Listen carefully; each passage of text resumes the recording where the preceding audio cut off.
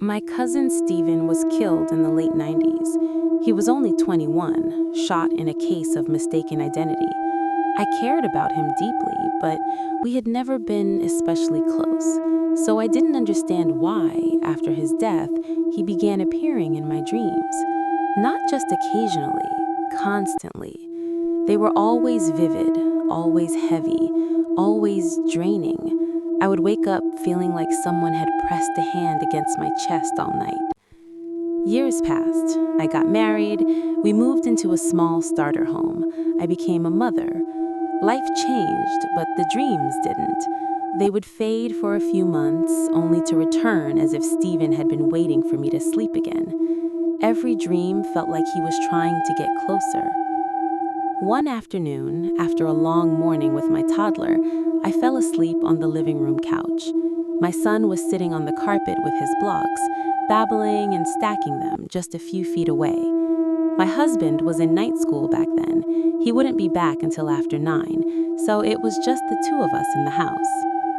At some point, as my body melted into that deep and heavy sleep, I slipped into one of those lucid dreams, except this time it didn't feel like a dream at all.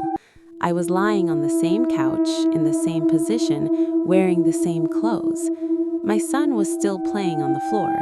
The house looked untouched, except the air felt thicker, like the atmosphere had weight.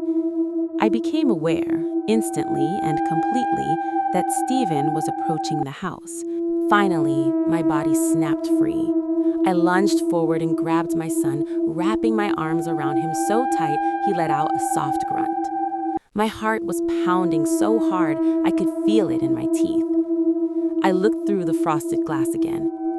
Stephen stood there, unmoving. In that moment, without opening my mouth, I begged him to leave. I told him I was sorry. I told him I couldn't let him stay. I watched his shoulders sink, his posture changing, and slowly he turned away from the door. Relief and guilt hit me at the same time. I didn't want him there, but I didn't want him wandering alone either. I watched through the narrow window as his figure drifted down the driveway, turned the corner beside the garage, and vanished behind the side of the house. I jolted awake. The room was quiet again. The refrigerator hummed softly in the kitchen. My son was back on the floor, playing like nothing had happened. I told myself it was just a dream, a terrible, too real dream. I picked up my book and forced myself to read. When I finally looked back at my son, he had stopped playing. He was staring at me, not smiling, not blinking, just staring. The air thickened again.